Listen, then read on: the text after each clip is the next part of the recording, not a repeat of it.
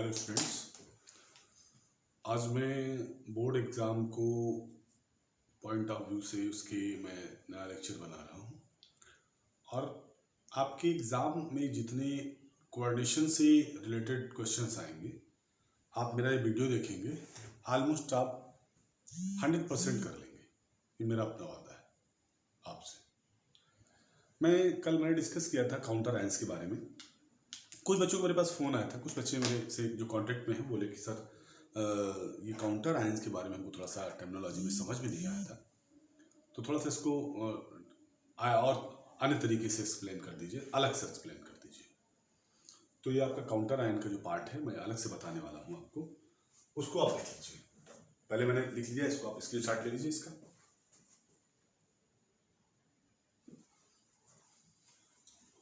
Okay, आप शुरू करते हैं। कोऑर्डिनेशन एंटिटी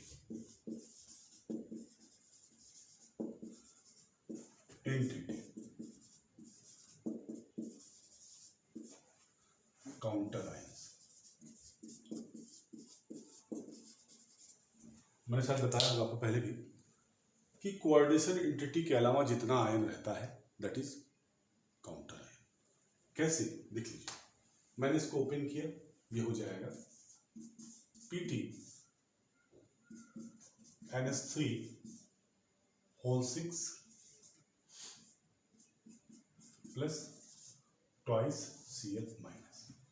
तो ये है coordination entity, this is coordination entity or complex ion, complex ion बोल देते हैं। और ये पार्ट है, this is counter ion, counter ion. और नंबर ऑफ आयंस कितने होंगे? पूरी कोऑर्डिनेशन एंटिटी को एक आयन काउंट करते हैं। पूरी कोऑर्डिनेशन एंटिटी को एक आयन इसलिए काउंट करते हैं कि इसके बाद ये आयनाइज नहीं हो सकता, आयन में चेंज नहीं हो सकता। तो टोटल नंबर आयन कितने हो जाएंगे बेटा? 3, 2 and 1। क्लियर? दूसरा है, दूसरे को आप देख लीजिए। कंडीशन वही है, CO Cl NS3 whole 5 plus plus plus twice chlorine. This is counter ion, this is counter ion. Number of ions कितने हो जाएंगे? एक पूरा ये आयन, 2 ये, 3 आयन, टोटल आयन 3। इस केस में देख लीजिए, Ag NS3 होल ट्वाइस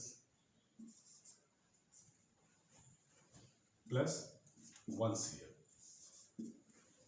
अब यहाँ पर नंबर ऑफ आयंस कम हो गए। Cl एक है, एक आयन ये हो गया, और एक पूरा का पूरा आयन ये हो गया। नंबर ऑफ आयंस क्या है? 2।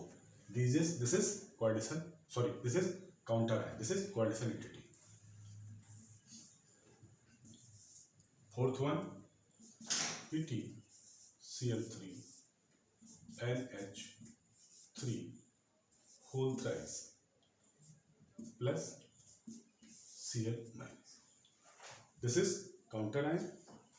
Number of ions total coordination entity is countable as 1 and this is 1, तो both 1 and 1 2, तो total number of ions are 2।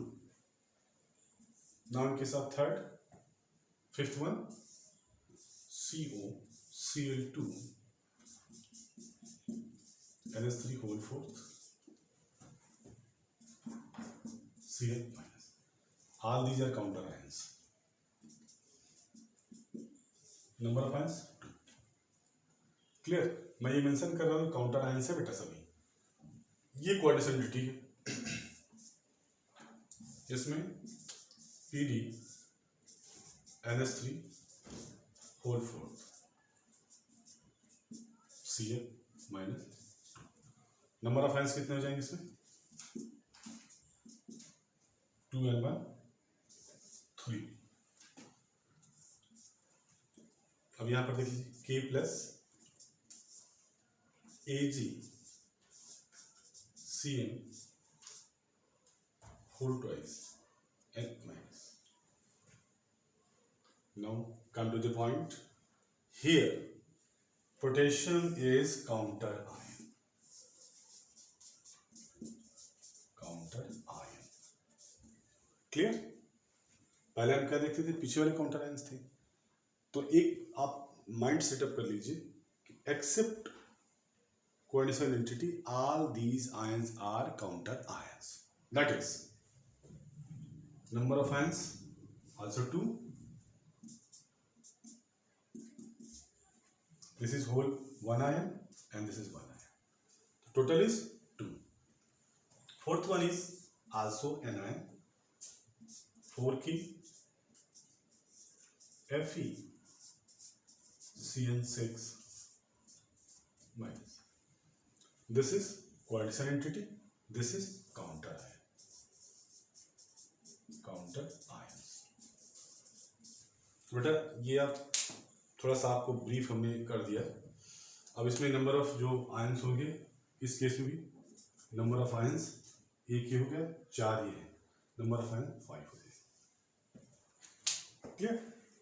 तो इस बात को बेटा आप कोऑर्डिनेशन एंटिटी के साथ जो बचा हुआ पार्ट होता है वो काउंटर आयंस कहलाता है.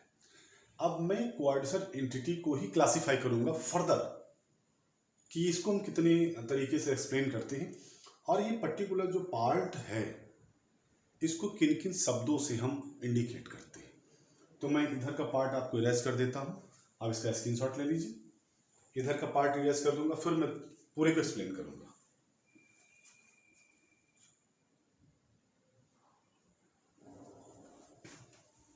Okay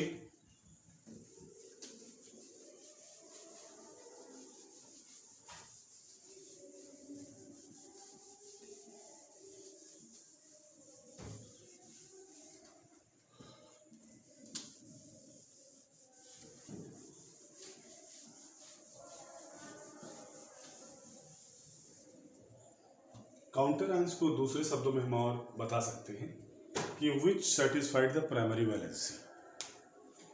Counter ions are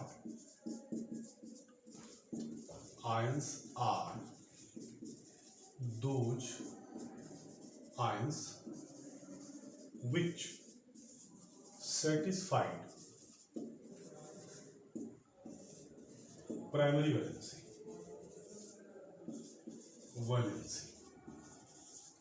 clear? जो प्राइमरी वैलेंसी को सेटिस्फाइड करते हैं these are called counter ions. अब ये कोऑर्डिनेशन एंटिटी को हम और डिफाइन कर देते हैं. कितने टाइप की होती है? क्योंकि इसमें आप बेटा देख रहे हैं यहाँ पर पॉजिटिव चार्ज, ये पॉजिटिव, ये पॉजिटिव, ये पॉजिटिव है, ये पॉजिटिव है, ये positive, this is negative and this one is negative. Clear? तो हमको 2 टाइप में मिले. ये 3 टाइप में कैटेगराइज किया जाता है. किसी में कोई भी सिंबल नहीं होगा, no net charge over the brackets, that's why it is neutral. तो now we are classifying coordination entity. इसको क्लासिफाई कर रहे हैं. ये जो बड़ा बड़ा सा पार्ट लिखा हुआ है इसको क्लासिफाई करेंगे. कैसे करेंगे ये देखिए बेटा. Coordination entity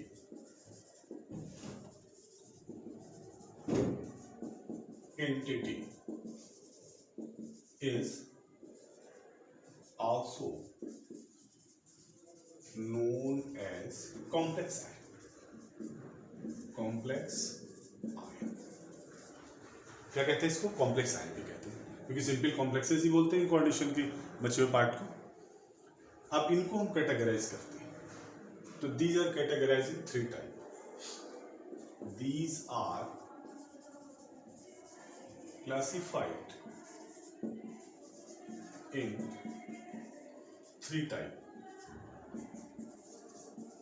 Number 1, cationic complex.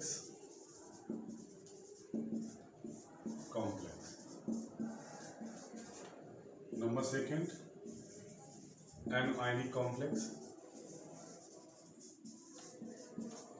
Third one is neutral complex.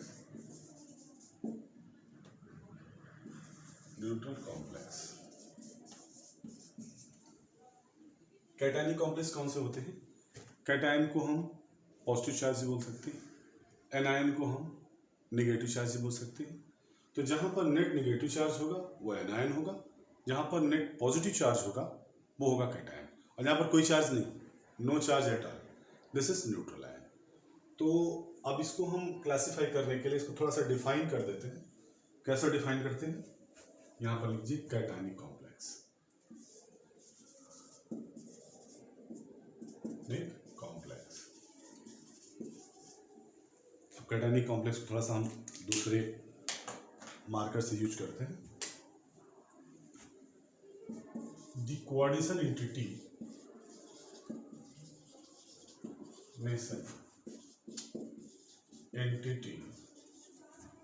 are complex ion which has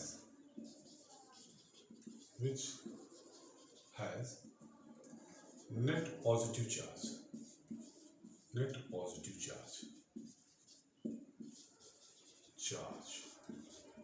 known as cationic complex।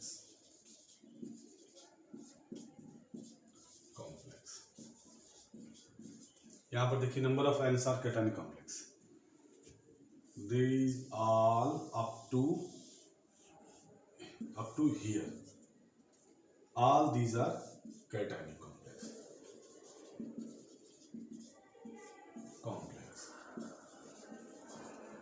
कौन से हो गए आपके, PtCl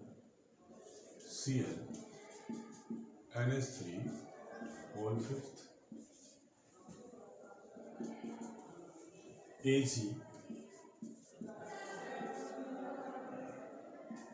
NH3 whole twice plus all these। यहाँ तक सभी इनके एग्जाम्पल्स में आप लिख सकते हैं, all these are examples of cationic complexes। Clear. अब इधर देख लेते हैं एनायनिक कॉम्प्लेक्सेस के बारे में।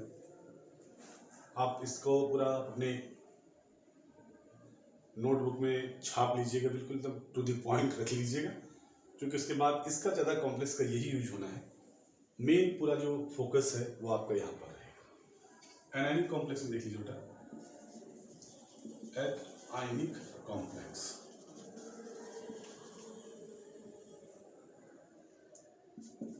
The coordination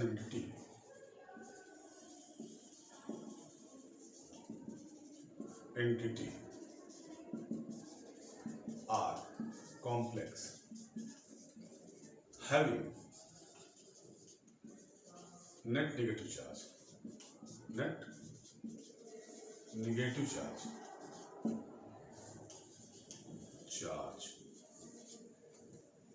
these are both are negative charged।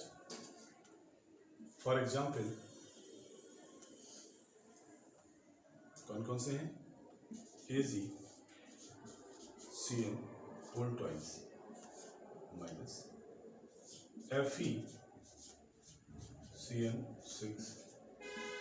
minus, these are the anionic complex।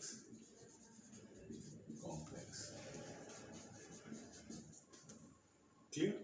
तो कोऑर्डिनेशन एंटिटी को भी हमने अलग से पॉइंट आउट कर दिया।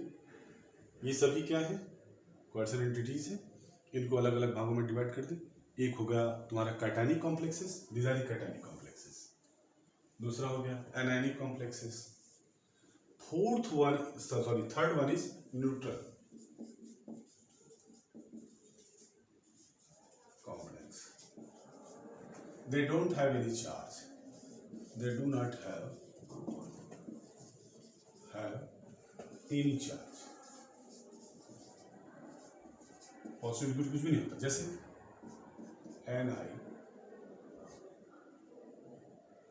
NiCO whole fourth, no any charge over the brackets। Second ऐसे ही आप बना सकते हैं, COCl3 NH3 whole thrice, no net charge at all। Clear. तो ये थोड़ा सा ब्रीफ डिस्कशन हो गया आपका कोऑर्डिनेशन एंटिटी के बारे में और कॉम्प्लेक्स आयंस के बारे में, बोथ आर सेम। अब इनमें हम जो लिगेंड्स हैं उनको क्या कहते हैं, सेंट्रल मेटल एटम के बारे में डिस्कस करेंगे।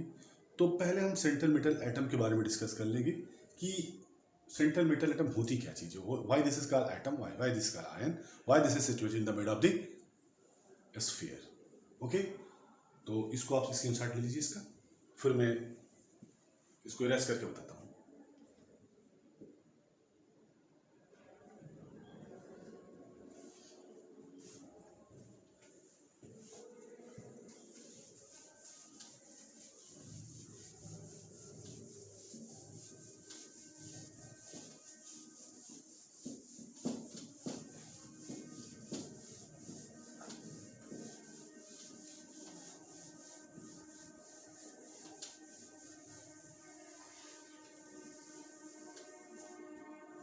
देख लीजिए, सेंट्रल एटम या central ion, central metal atom, central metal atom are, ये क्या होती है, this is transition element, this is transition metal, find in the mid of the coordination sphere, that is some example I am telling you,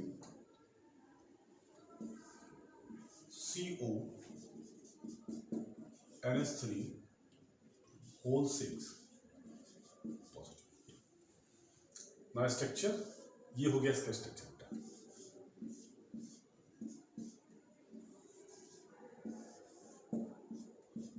NH3 NH3 NH3 NH3 NH3 NH3, structure is octahedral nature, octahedral structure। अब बेटा इससे काफी चीजें आपको clear हो जाएंगी। ये है central atom, central metal atom or ion, these are the ligands,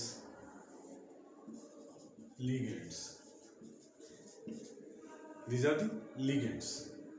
अब ligands क्या होते हैं बेटा, ligands वो ग्रुप एटम और आयंस होते हैं which provide a lone pair of electron to central metal atom। Okay, ligands को आप डिफाइन कर सकते हैं, ligands are the atom or groups which provide, which donate a lone pair of electron, a lone pair of electron to metal atom। ये condition, this is ligand, here ligand. अब metal atom क्या है, which accept lone pair of electron provided by each ligands. ये 6 ligand हैं, 6 द्वारा जब electron donate किया जाता है इसको, तो वो पूरी की पूरे इलेक्ट्रॉन्स इसमें अकोमोडेट हो जाते हैं। इसके पास वैकेंट ऑर्बिटल बनाई जाती है हाइब्रिडाइज करके, और उतनी जगह दी जाती है जिसके साथ ही कोऑर्डिनेटली बॉन्डेड हो सके। एंड दूसरा सिस्टम ये भी हम कह सकते हैं, ligands are coordinately netly bonded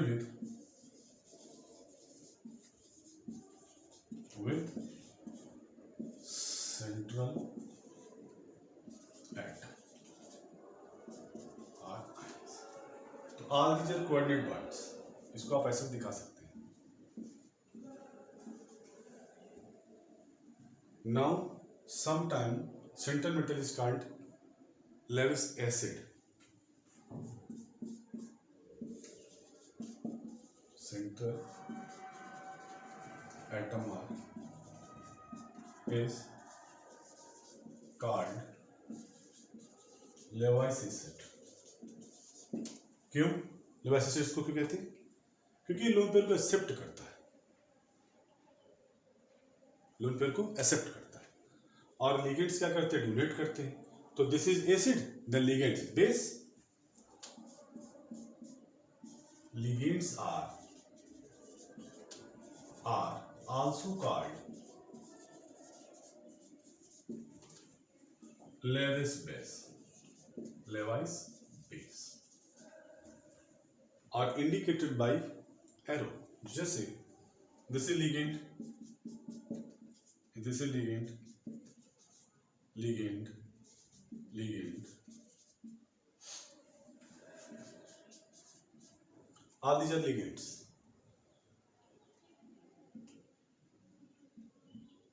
lone pair है तो ये ligands donate metal, these donate metal, these donate metal, metal. So this scenario, this is indicating it as a Lewis acid and Lewis base. ये जो system है electron देने का और लेने का वही एक्सपोज करता है, वही ये बताता है कि लेविस एसिड है और ये लेविस बेस है। क्लियर बेटा? अब मैं एसिड बेस के बारे में थोड़ा सा आगे डिस्कस करूंगा, लिगेंड्स के बारे में डिस्कस करूंगा, क्योंकि लिगेंड्स क्या होते हैं। लिगेंड तो मैंने बता दिया आपको, एक पॉइंट इसमें और बढ़ा सकते हैं। In case of ligand, only 1 or 2 or 3 number of atoms are present over there. But if one atom is donated a lone pair of electron, it is called monodentate. It is called monodentate. In case of ligands,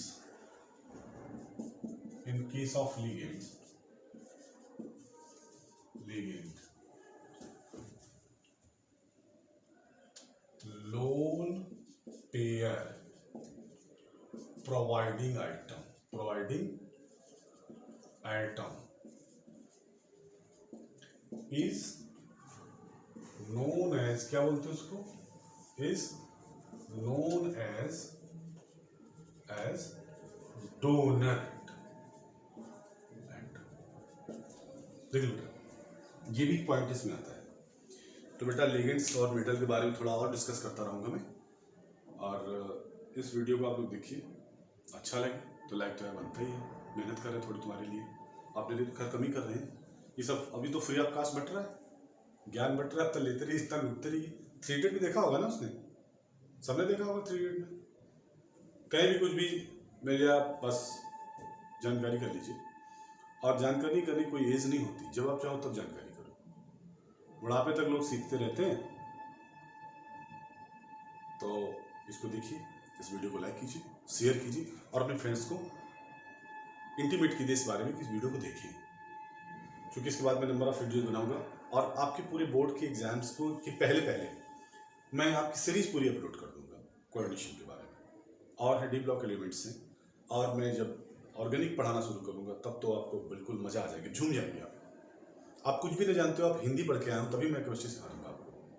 अगर आपको हिंदी आती हो, English आती हो और बोलना अच्छी तरह आता हो, एक दूसरे को समझना आता हो, तो मैं केमिस्ट्री सिखाने का दावा करता हूँ। मैं केमिस्ट्री सिखा दूंगा आपको, सिर्फ मेरी गाइडलाइन पे आप चलते रहिए।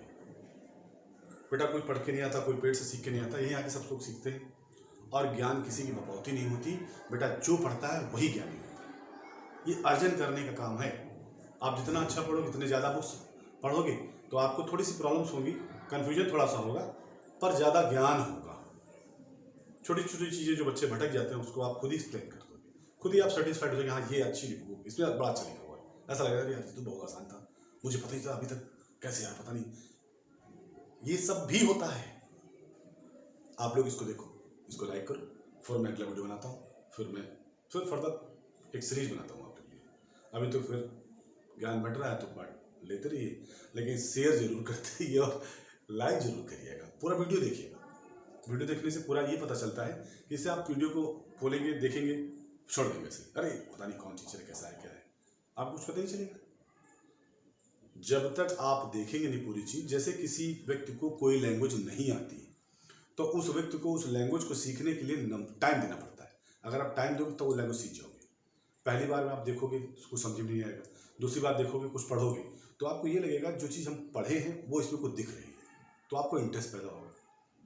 और जैसे इंटरेस्ट पैदा होना शुरू हुआ, आप लैंग्वेज या कोई भी चीज़ जो आप सीखना चाहते हैं वो सीखना शुरू कर देंगे, क्योंकि आप उसमें उसके पैरामीटर में आप आने लगेंगे कि आपको इतना समझ में आ रहा है, इतना समझ में आ रहा है, इसका मतलब आगे भी समझ में आएगा। क्लियर? तो लाइक, शेयर, सब्सक्राइब।